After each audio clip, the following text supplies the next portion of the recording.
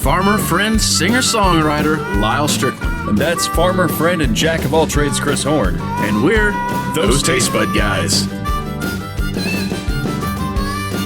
Oh, my lands. So I am very happy to say that we have not just another Scotch.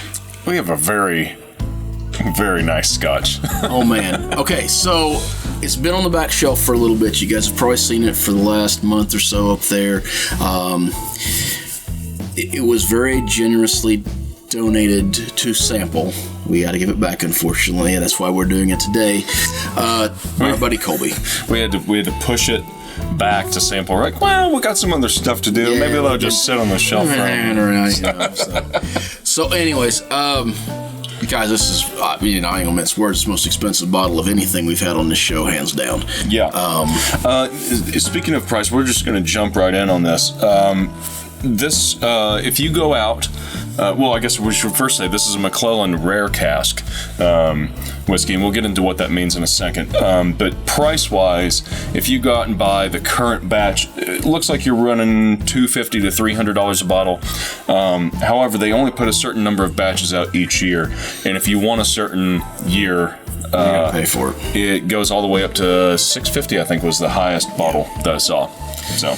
Yeah, I think current market on this one was, if you just Google it and look, you might find one local that's still cheaper, a little more, but you found 500-ish? Is that what I see? Yeah, I think for this specific one, it was about 500 or so. Yeah, I don't know what our buddy give for it. I don't know if it was quite that much or not, but, they can get expensive. Yep. So, we're very happy to try this. I actually went so far as to wipe all the fingerprints off the bottle just so it looked pretty for you guys.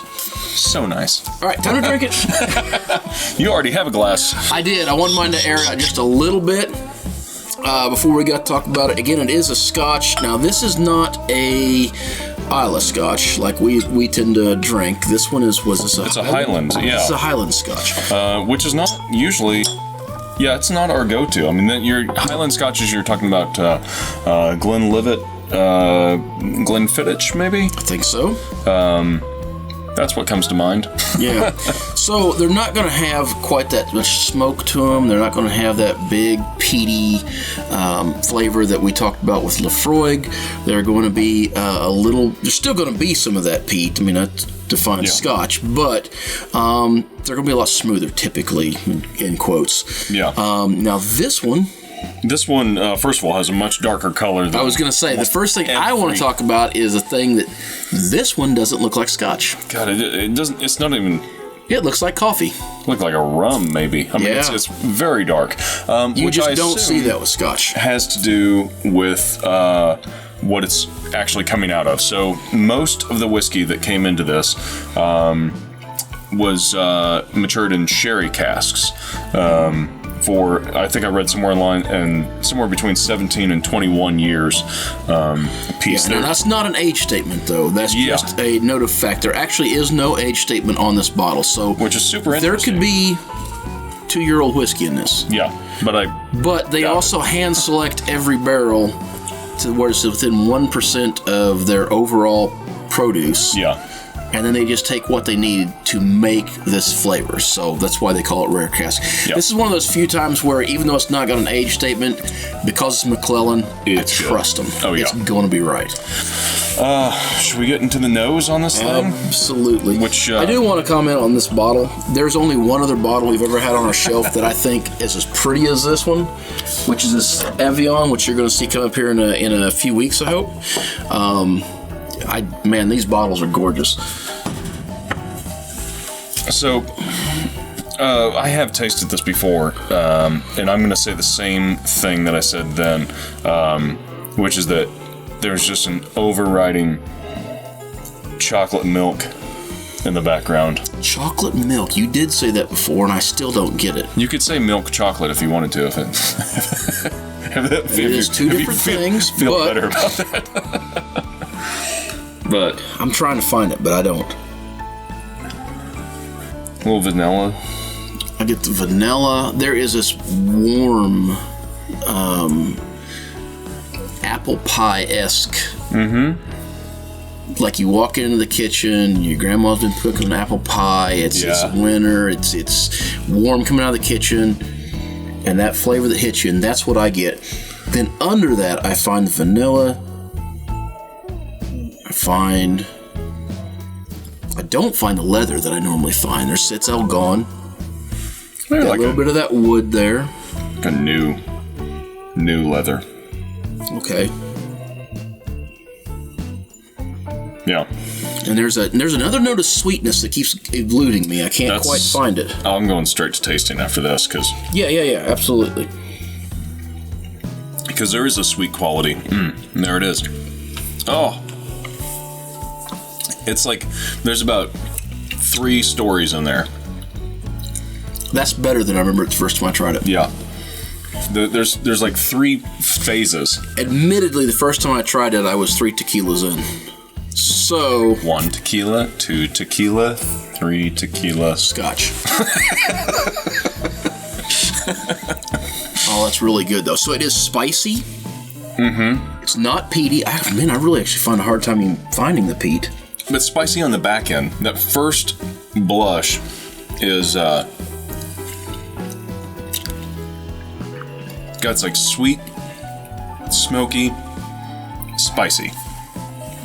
I agree. In that order. Like it's I 100% agree with you. And then as soon as you're like, it registers like, oh, this is sweet. And they're like, nope, here's some smoke and a little bite.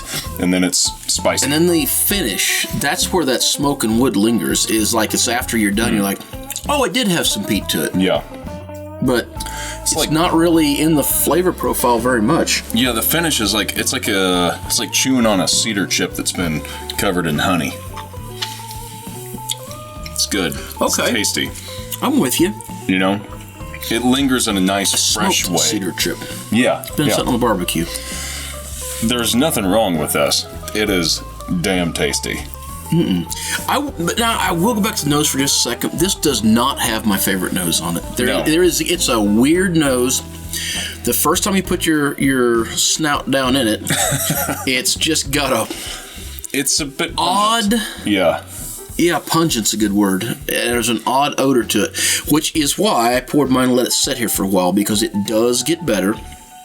And after you've taken a sip, you can go back to the nose, and that kind of gets eliminated, and then you start to pick out some of the subtleties in there. Yeah. But the first time I put my nose in it, it's got this moldy, pungent smell, and I don't know why. Okay, so rating, like, you like it, right? I mean, I love it. There's nothing like. Yeah, I love it, hands down. Now, don't take me wrong. This is awesome. So, is this something you're going to put on your shelf? I mean, up front, we are not. I don't have the money to put this on my shelf. I was gonna say, but could I find this bottle for $150 to maybe even $200? Mm-hmm. Maybe. Yes, I would put it on my shelf, partially because I love the looks of it. Mm-hmm. I love the taste of it, and there's a status that goes along with it that would be nice to have. Yeah. But am I going to put this bottle on my shelf? No, unfortunately, I'm not. I can't. I think I'm probably in the same boat with you. It's a beautiful Scotch. I would say this: if I was going to buy a bottle, I would buy whatever the current batch is that's sitting around $250 or $300 a bottle. Agreed. And I would just wait for a year until it became $500. Finally, just got the chocolate. Yeah. There it is. Right? It finally, it's so faint, but it's finally come into its own. But I think that I don't know. I'd be hard pressed to put it on my shelf just for the dollar figure, but it is a fantastic Scotch. It's the best. Let me say this with it. Yeah. I have not had many $300 bottles of Scotch whiskey. Yeah. At all. So I don't know, comparatively, is there another $300 bottle that I would put up instead of this one? I don't know. I think that this is the best Scotch that I've ever had. I will say that. And I've had some really good Scotches. The Bunnahabhain was really good. The Bunnahabhain... That we didn't do that one on camera. No, that was gone way before this ever started. And that was a 30-year-old Bunnahabhain. It was tasty. I might have liked it better. I would like to try them back to back. It ain't pretty though. That Boone and Hobben was nothing to look at. The color on this is beautiful. It's nice and complex. This is There's a lot the most going on. gorgeous looking whiskey we've had as far as Scotch is concerned. Yeah. And actually, really any. This is a nice, complex Scotch. I will say that. A lot of times with Scotches, find that's why I gravitate towards Islay Scotches that are smokier, is that they have something like definitely going on. This is complex enough that there's the more you drink it, the more you find in it. Mm-hmm. And so it would be a fun one to get a nice glass and just sit back and think about.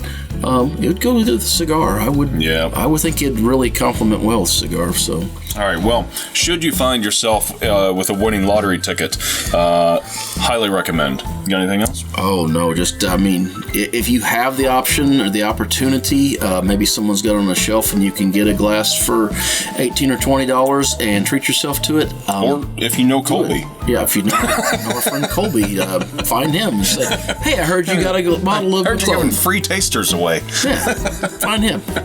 All right. Well, until next time. Whether it be the really extremely Scotch you're bumming off your buddy, the food you're eating, clothes you're wearing, or the people you're meeting, grab a buddy and try something new.